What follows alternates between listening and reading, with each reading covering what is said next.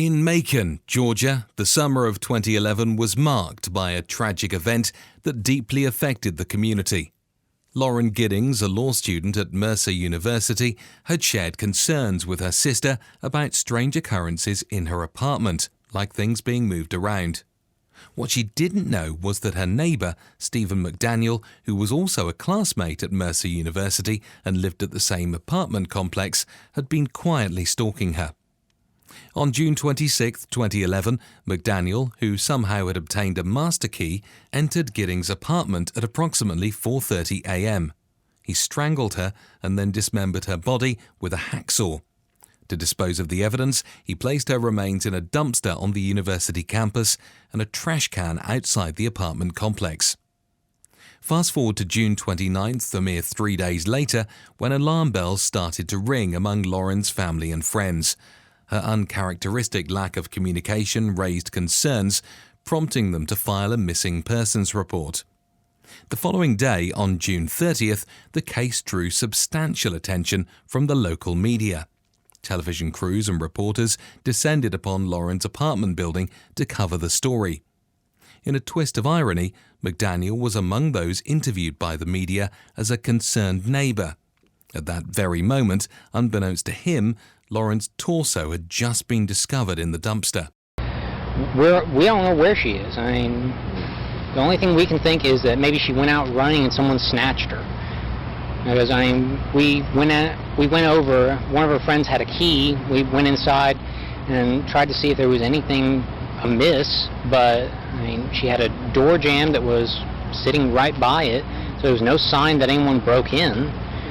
I mean, the door was locked when everyone got here. I mean, we just don't know where she is. What about in the parking lot area? I know they've been doing a lot of. I think that's where they have recovered the body or whatever they recovered from there. Body? Had you heard? Had you seen anything there? Had you seen anything there? I mean, we don't know if this is the same person. You know what I mean? Like, they took out a body there earlier. We don't know if it's the same person or not. So that's how we're trying to ask people if they know who lived there. Are you okay, sir? I think I need to sit down. Okay. Why would anyone do this? You didn't hear anything? No. I just heard something. Maybe I could have helped. It's okay, don't worry. Do you want to sit down for a second? You got something to drink? Do you know if a bunch of her friends are getting together? On the day of the crime, his reaction, a look of shock, was not due to the realization of Lauren's fate, which he was gruesomely privy to, but rather the sudden awareness that the police were now investigating a murder.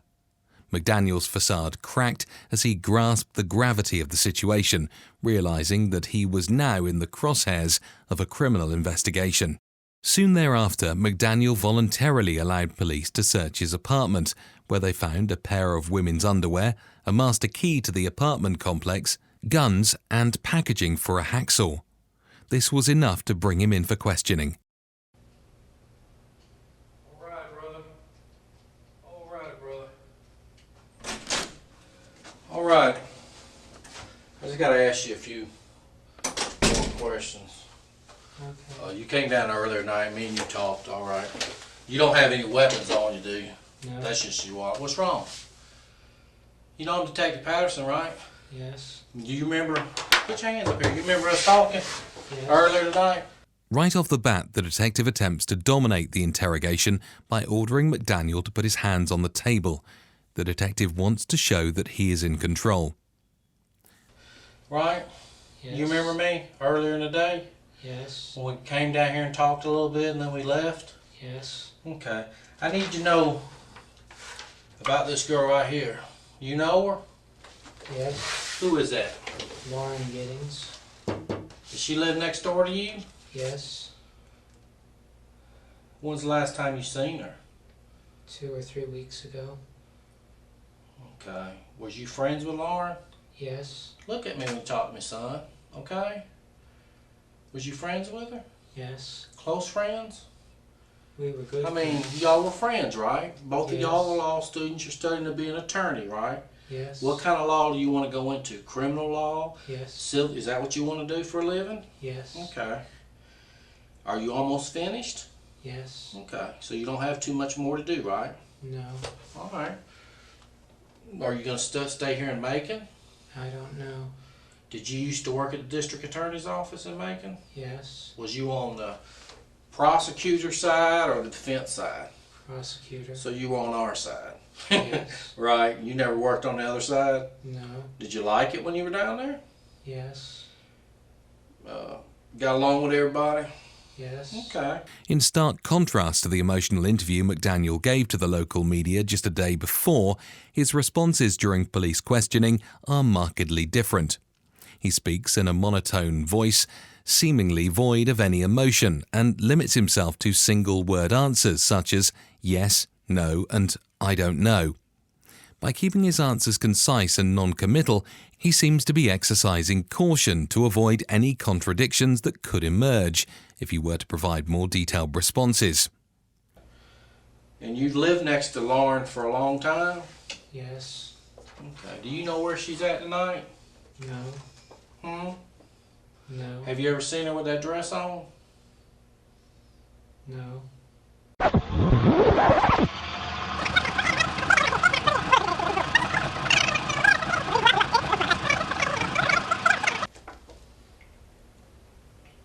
Who do you think took Lauren away? I don't know. Well, I need your help. Can you give me some, what is your observation of this? I know you're smarter, okay? I know you have an observation you can tell me. What do you think happened to her? I think someone took her. You think, I mean, you watch TV shows, right? Like Yes. detective shows. What's your observation? How do you think somebody would take her? If somebody did take her. When she was running. Does she normally run all the time? She runs, I don't know how often. You mean you think somebody might have took her when she was running like down the street somewhere? Yes. When suspects are being interrogated, it is common for them to avoid eye contact with the detective. This is a subconscious reaction to stressful situations. But McDaniel takes a completely different approach, never taking his eyes off the detective. By maintaining a stone-faced expression, McDaniel is failing to portray any emotions. This makes it more difficult to tell when he's lying. You don't think somebody got her when she got back to her apartment? I don't know. Well, you know there was a body found in the trash can next to the apartments. Yes. You do know that. And it's a female, white female's body. Right there. Right next to y'all's apartment. Feet from her apartment. I mean, we don't know 100% sure it's Lauren, but we're pretty confident it is. We're waiting for some tests to be done to be 100% sure. I mean, who would do something to somebody and throw them in a trash can? I don't know. I'm asking for your advice or your observation. Who in your complex would do something like that? You lived over there for 3 years. Tonight's the first night I think I've ever been over there. In your expert opinion, of all your knowledge of going through law school and all that, who in that complex do I need to talk to? I don't know. No names come to mind. You can't help me out a little bit? You can't help me out? I don't know. You don't know anybody at all that lives in that complex. You know, earlier you told me about a guy that lived in apartment 15. I mean, is he a decent guy? I think so. Don't y'all have a laundry room there or something? Yes. That everybody has access to the laundry room? Yes. Has anybody been working on the apartments below you in the last couple of weeks that you've noticed? I haven't seen anyone. But you don't know if they've been doing work on that apartment, number one? No.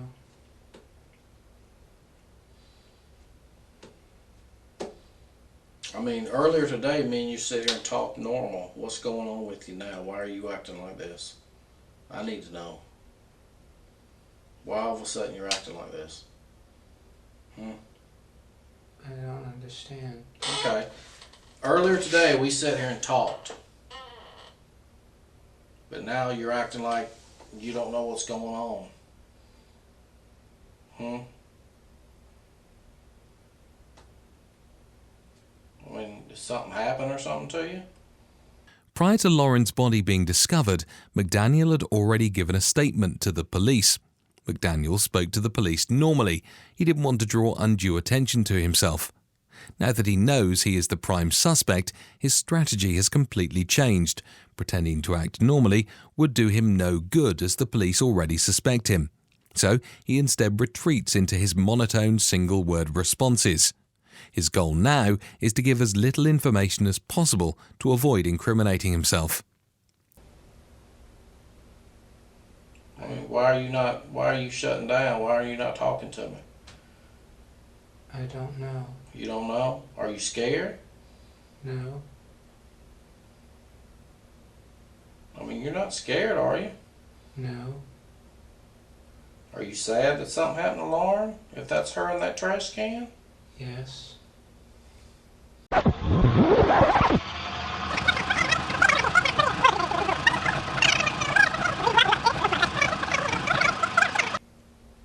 If something happened to Lauren and you know, you need to tell me.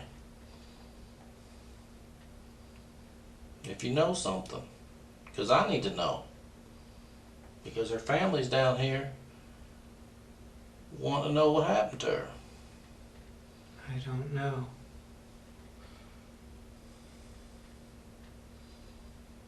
You don't know. No. That's what you want me to tell her mother and her father. Is that you don't know. I don't know. Not that you're sorry that she's missing. Not that you've been trying to help me all day find her. But you just wanted me to tell her I don't know. I don't know. Are you a sorry piece of shit that you want me to tell her that? You got your ass on that fucking news and stood out there and gave a media report that her mother saw about her missing daughter. And you want me to sit there and tell them that you don't know. Is that what you want me to tell them? Because you're all over the news. You sure stood out there and ran your mouth to the news media. But now you're going to get out here and you don't fucking know. You know. You're just a sorry piece of shit that don't give a fuck. Here, the detective finally loses his patience with McDaniel. He's trying to play to McDaniel's conscience and guilt him into confessing. But for cold-blooded killers, this strategy rarely works. Right? No. Well, why'd you tell the media everything? Do you need to see what you told the media today? Yes. It was on the 11 o'clock news. Well, I'm asking you. Tell me. I want to know. I don't know where she is. That ain't what you told the media. You didn't stand in front of that camera and say, I don't know. I don't know. I don't know.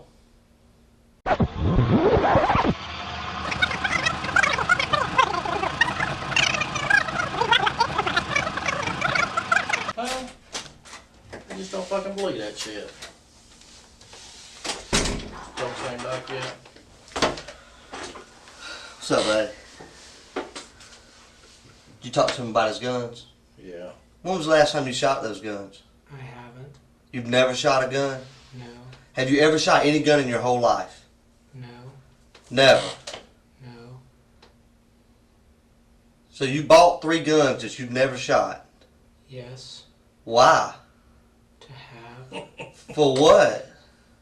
To have. For what? I'm asking for what? Why do you want to have them? What makes, did they give you, I mean, tell me why it's important to you to have 3 guns.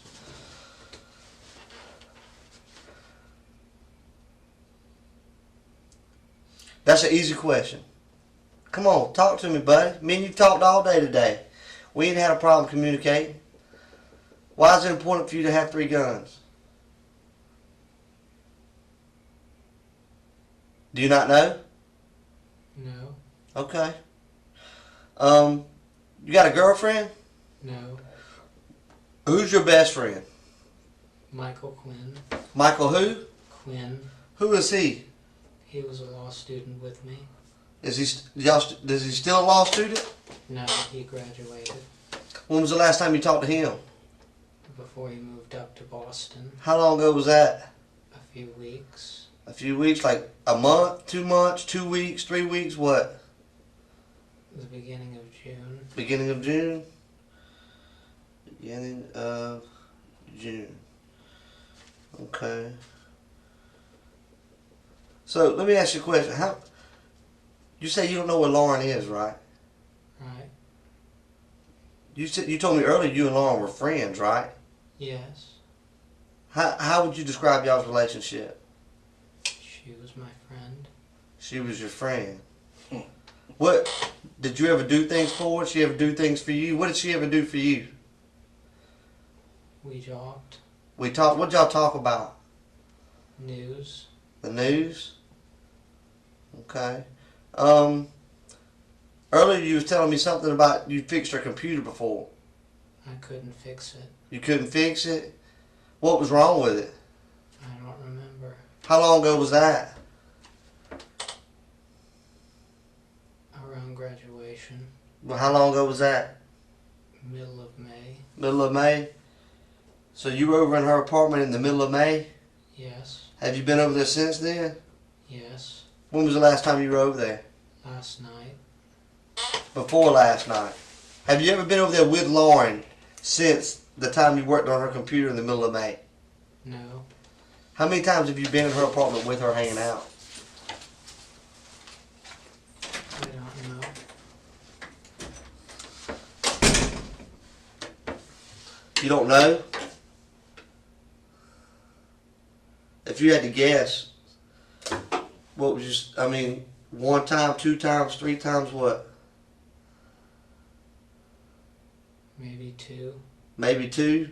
See, if I had only been somewhere twice, I could remember that. If I had been there over 50 times and you asked me how many times, I'd be like, I don't know, a lot. But the fact that you've only been there twice, when I say how many times you've been there, you say you don't know, that's just odd to me. Does that make sense to you? Yes. That does make sense. So what I'm saying right now makes sense. No.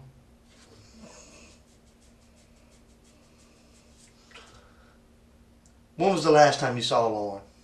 2 or 3 weeks ago. And have you been on vacation for the last couple of weeks? No. You been home every night? Yes. Has she been at home every night? I don't know. Has she been on vacation? I think she was away for a while. How long? I don't know. Were you looking for her? No. Let me tell you, even if I didn't talk to my neighbors, I know if my neighbors have been in and out. I hear them come in, I hear them go out. I see them when they walk by my window. I've lived in apartments most of my life. So the fact that you haven't seen her in 2 or 3 weeks, that's just odd to me.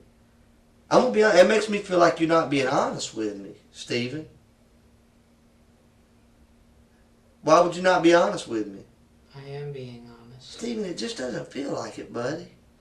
You know, I get the sense that there's something weighing heavy on your heart right now. And it's breaking you down. And you feel bad about it. I can tell you haven't slept much, have you, in the last few days, have you? No. Like something's weighing on your mind, ain't it? We were looking for Lauren. You started looking for Lauren yesterday. Yes. But you haven't slept in several days, have you? Yes. You have? Yes. Earlier when I talked to you, you said you hadn't slept in days. That this morning was the first time you was able to get any sleep. Was this morning for a little bit? No. Yes, that's what you said. That's what you told me. So I asked you, well, if you haven't been able to sleep in several days, what have you been doing? Studying? And you said, yeah, studying. You don't remember that? No.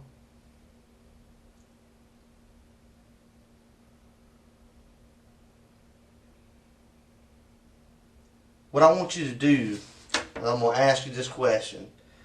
I want you to describe to me how you feel right now.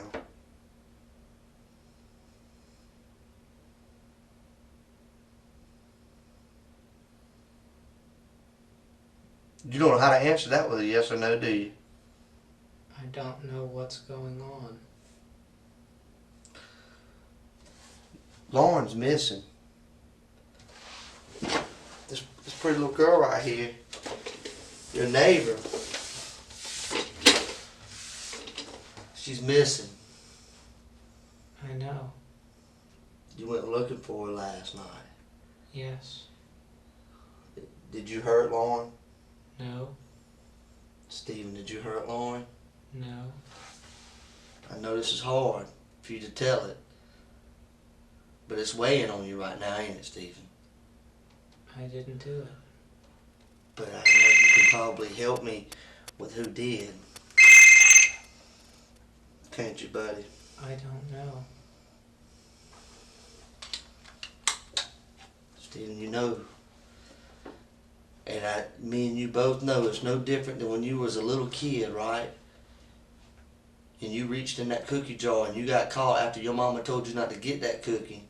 And when she was, did you get a cookie? No.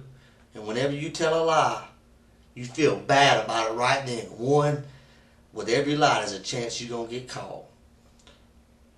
The new detective tries to minimize the severity of McDaniel's alleged crime by comparing it to stealing a cookie as a child. By minimizing the severity of murder, the detective hopes to make McDaniel more likely to confess. He also tries to play on McDaniel's sense of guilt, but these interrogation gimmicks have no effect on McDaniel. He is singularly focused on maintaining his monotone string of single-word answers. And that weighs on you because you know you did something bad. Am I right? I didn't do it. You didn't take the cookie? No.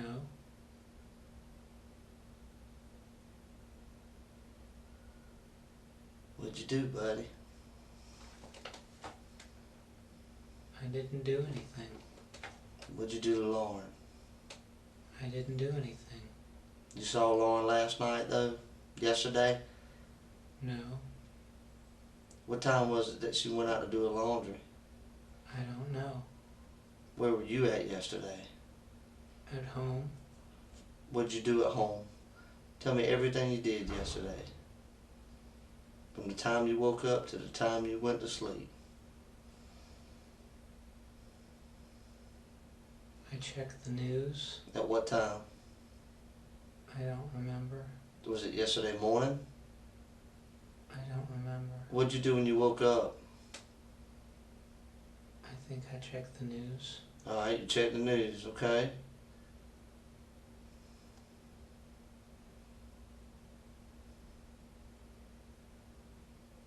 What'd you do after that? I watched some videos online.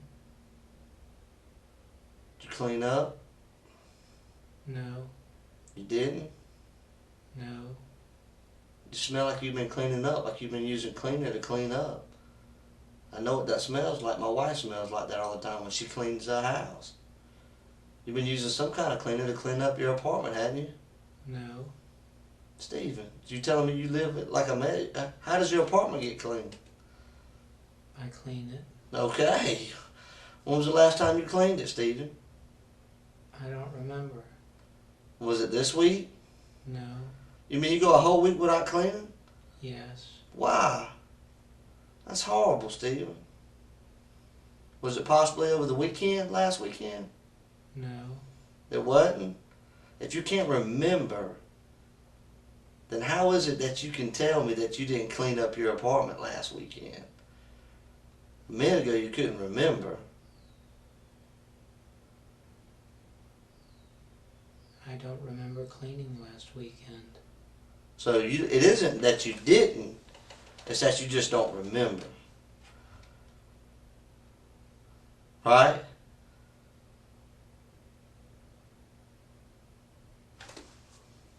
Help me out, buddy. Right? I don't understand. You don't understand?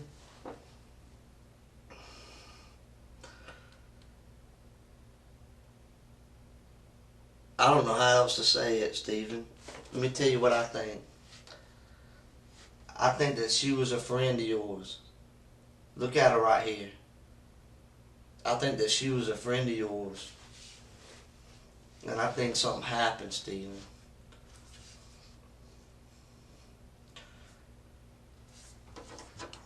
You used to watch her come in and out of her apartment, didn't you? No. I mean, then how were y'all friends? If me and you friends, we live next door to each other. Every time I look out the window, see, oh, there's my buddy going in. Because we friends. I'm gonna pay attention to when you come in and out. Didn't you just tell me that y'all were friends? Yes. But you didn't pay attention to when she came in and out? No. Stephen, you're lying. Now you're lying. You're just lying. That's a lie. You ever see her come in and out of her apartment? Yes. You did? When was the last time? I don't remember. You don't remember? Like last week maybe? I don't think so. You don't think so? Stephen, you understand that everything that you're saying here doesn't make any sense at all. None. None. You totally contradict everything that relates to human behavior. We have skills to be able to observe things, to hear things, to see things. There are natural things out there that draw our attention every day. Such as when you're driving down the road, if somebody hits the horn, you look around. You know what I'm saying? Yeah. That's just a natural reaction. If you're sitting in your living room, you hear the door slam next to you, you automatically think, my neighbor's home. Right? You're telling me that those kind of things don't happen in your life. You asked if I watched. I didn't watch. Have you noticed that she's came in and out of her house in the last week or two?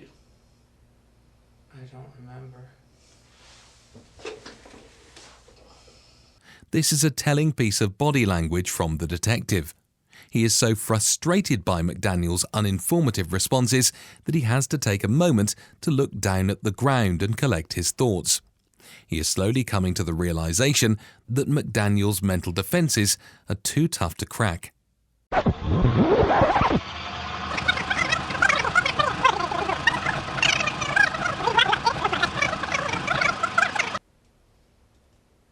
What if I told you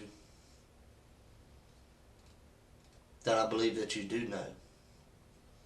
I don't. What if I told you that I could prove it? I don't know. You don't know? Is there a chance? But you do admit that there's a chance that I possibly have evidence to show that you do have something to do with that body, correct? I don't know. You don't know? Because if I hadn't done anything, I'd say, nope, there's no way. But you say you don't know. Why is that? Why do you say you don't know? Is there a chance that maybe something's there? No. Why did you say you don't know? Because I don't know. Because you're worried about something? Maybe something that happened, that maybe something got mixed up with something and you're worried about that? No. Then why do you say I don't know? Because I don't know. How would you not know? If I was asking you, did you just rob a bank? If you didn't, you'd say no, not I don't know, right? Right. So why do you say I don't know? Because I don't know. You don't know if you had anything to do with that body? I didn't. You didn't? No. Are you sure? Yes. What if I said I could prove that you did? I don't know. Could you explain it? I don't know. Today you told an investigator that you were worried about us possibly finding blood in your apartment, didn't you? I don't remember. You did. Now why would you be worried about that? We all looked in Lauren's apartment. Did you see blood? No. Then what would make you think that there was blood taken over there? Nothing would make you think that unless you saw it. Because see, I didn't see no blood. None of the other Lawrence friends saw blood, but I know now that blood was there. And now I believe you saw it. You saw that blood. You know that blood was there. And that's why you're worried about it. No. Did you know? Why do you have blood up in the inside of your nose? I don't know.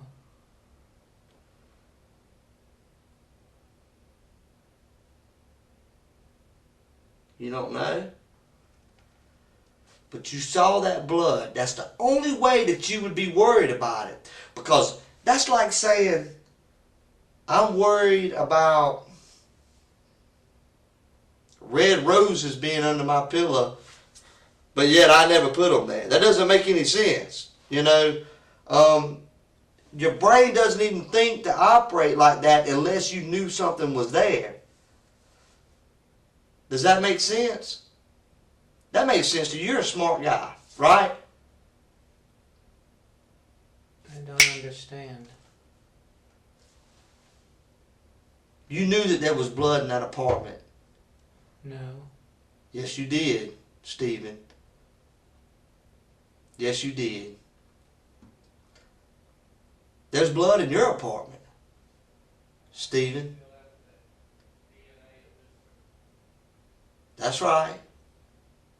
There's blood in your apartment. Stephen, this is hard, buddy. I know this is hard. And I can tell it's on you. You want to let it go. There's blood in your apartment, Stephen. You didn't get it all up. It didn't all come off. You scrubbed and you wiped. But we can tell that. Don't you watch CSI? Yeah, we know it.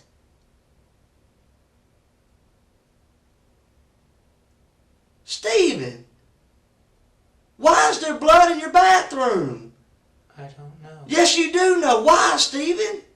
I don't know. Has anybody else been in your bathroom? The police were in there. Other than the police? Who else has been in there? No one that I know. No one. And you recently cleaned your bathroom, didn't you? No. How long ago? I don't remember. A couple days ago? No. Over the weekend? No. No, you don't know. I don't remember cleaning it. Do you use drugs? No. You ever use acid? No. Are you on medication? No.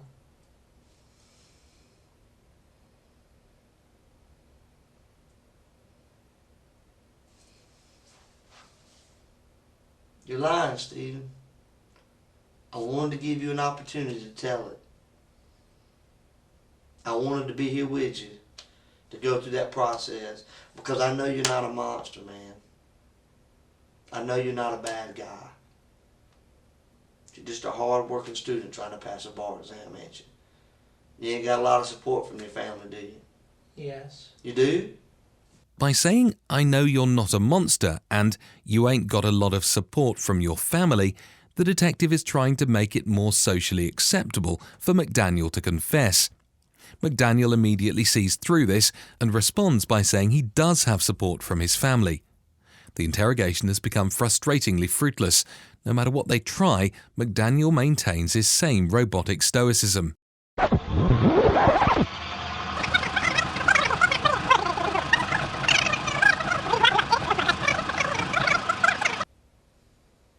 Why are you lying, Stephen?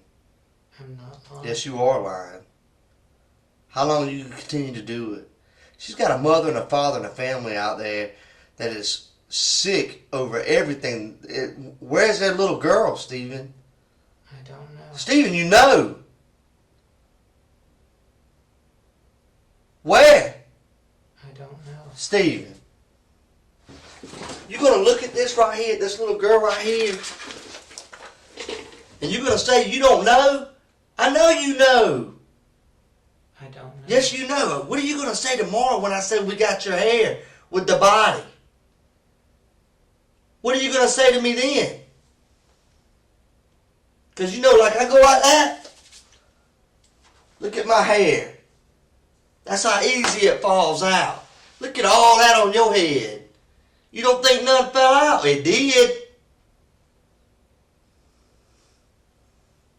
It did, Stephen. We just wanted to give you an opportunity to tell it, so you didn't look like a monster at the end. Because you know what? I don't believe that you're a monster, Stephen. I believe that you're a good guy. You've been picked on. Girls didn't show you the respect that you deserved. You did something stupid. And I believe you feel bad about it. And that's why you're all freaked out right now. But I'm giving you the opportunity to get right. I'm giving you an opportunity to show everybody you're not a monster. That you feel bad about what happened. Your hair's there, man. Your hair is there. We got your hair with the body. How's that, Stephen? I don't know. Yes, you do know. Yes, you do know, Stephen. That's right, buddy. See that? Look at it. See how easy? It happens. And it happened to you. Why, Stephen? I don't understand. Oh, you understand.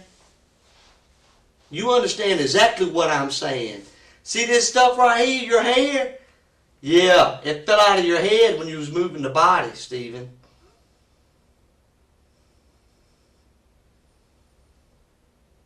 That's right. You remember moving the body? No. Yes, you do, Stephen.